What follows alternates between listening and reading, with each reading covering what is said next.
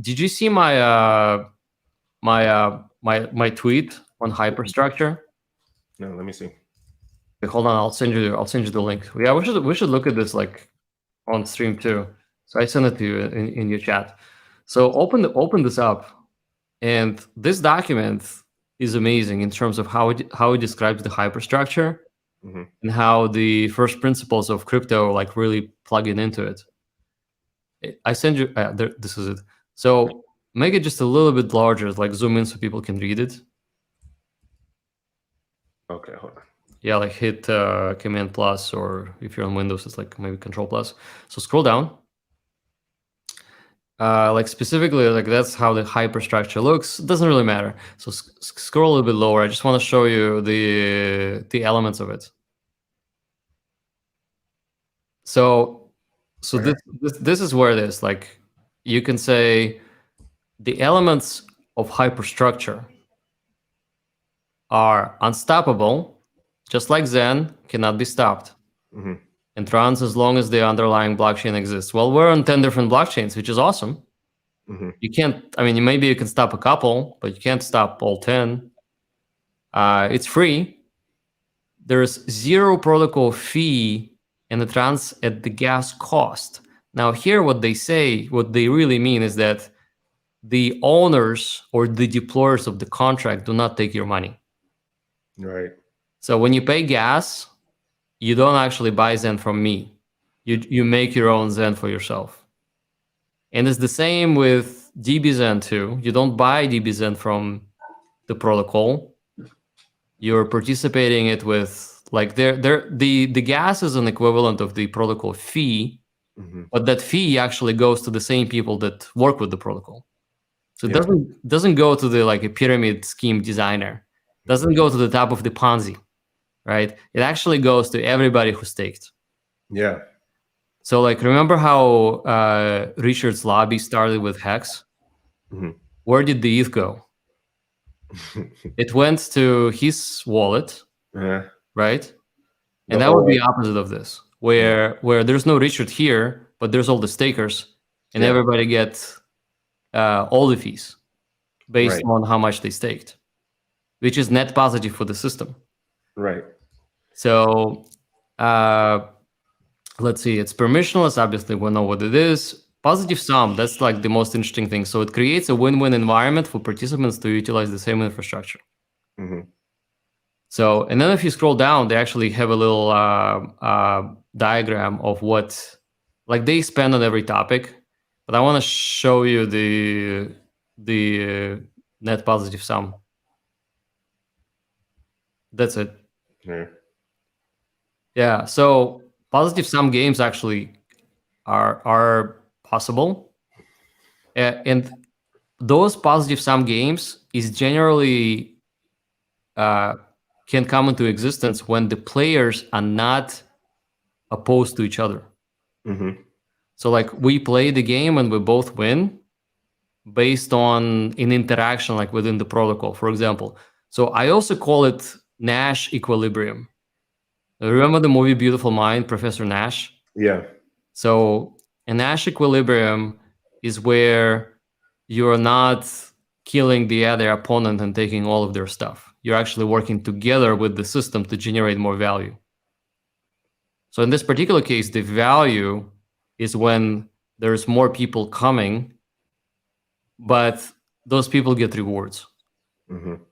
So, and they get more rewards if they continuously participate. So which example in this does it show that both of them are receiving more than they put in, or they're both winning? Let's see. So I can't really describe what we see on the A and B. Those are various outcomes, but what the author of this paper actually says is that the cooperation is where the ultimately the positive net outcome is. Like specifically, let me give you something that we all know. So Uniswap liquidity providing fees. Okay. So when you buy tokens and you create a pair and you provide a liquidity pool, you also take a fee for people buying and selling from your pool. Yeah. So you're providing a service, and you're trustlessly taking fees for yourself, but you're not pulling tokens out of thin air and selling those tokens and then have some sort of phantom fees that are coming to you. Because you did an action of purchasing those tokens first. So you paid to someone, and then you're saying, by the way, I can sell those tokens too and provide liquidity and stabilization for those tokens. But I want, for the risk of me selling too quickly, I want to take a fee. Yeah. So you're providing a benefit to someone to get a token cheaply from you, but you're trading that unknown for a fee that they will pay you. Right. So you see what I mean? So like somebody can buy like DBZen for $50 from you and then sell it for 70, so they win. But you're also winning by taking the fees for all those transactions. You're not going to make as much money as them, but there may be more people like those people coming and buying it for 50 from you and then selling it for 70. So you're serving the whole ecosystem. You're collecting all the fees, and yet everybody else is happy too. Yeah. And also you receive the benefit pretty much as the banker. You're not really 100% sure that the price is going to go from 50 to 70. What if it just goes from 50 to 51? It doesn't matter because you still receive those fees. Yeah. From people that are trading with going to your liquidity. Yeah. So a couple of years ago, I was providing liquidity pools for Mana and Sand.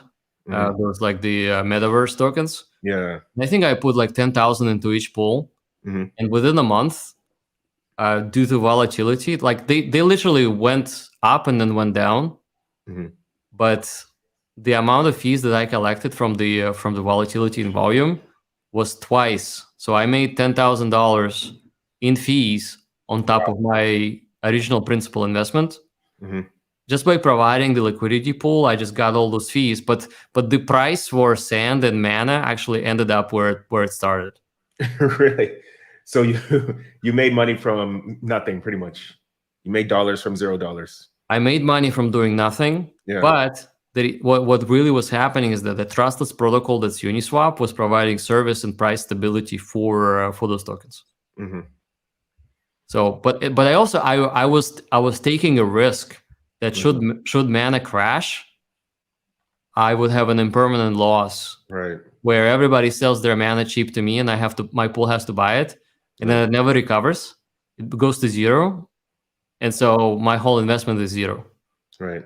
Now that did not happen, and so what happened is that it was trading in range, and I doubled my money just on the protocol fees. Now that's net positive sum game, because I won and a bunch of other people won too. Right. So pretty much to do a good liquidity pool, you need to make sure that both tokens either rise almost the same, or they both crash all at the same levels, or they just stay the same. But one can't do the opposite of the other, because then I'm running a wrapped Bitcoin and Ethereum liquidity pool right now, and it's making, I think it's making like 1 or 2% a month. Okay, nice. Which is awesome, because there's very, very low chance that if Bitcoin rallies, that Ethereum will not rally, and vice versa. They're like the large caps. Yeah. But people are trading in and out because people are like, oh, Bitcoin, yay, Bitcoin. And then Ethereum is like, oh, Ethereum is the best. And it goes up and down. And my pool keeps buying and selling the same thing. And it keeps generating fees at about 12, maybe 15% a year. It's almost very strange. Like if someone had a Ethereum versus a Xen liquidity pool, right? They would have some impermanent loss because Xen is increasing, what, 5x, 6x compared to Ethereum? So sure, but it really depends on the time range. Yeah. I mean, like, you could have had a liquidity pool when Xen was 100x a couple of months ago, and then it fell 99%. Yeah. Your liquidity pool would have been wiped out. Yeah, that's true. So yeah, I mean, like, for taking on that risk, you actually get pretty good rewards. And sometimes rewards are not worth it. I mean, it's up to you to decide it. Yeah. And even doing that, you said wrap Bitcoin and ETH, that's 1% and 2% a month is like, what, 15% a year? 20% a year. So that's almost better than the S&P 500. Yeah, and also like if you look at the Bitcoin and Ethereum year to date, they're both up like more than 50%. Yeah, exactly. So what happens is that your pool, if you started in January, you would have made all those fees. Plus you participated in the appreciation of the top crypto pairs. Yeah, that's true. So the pool itself increases while your fees also increase. Yeah, absolutely. Yeah.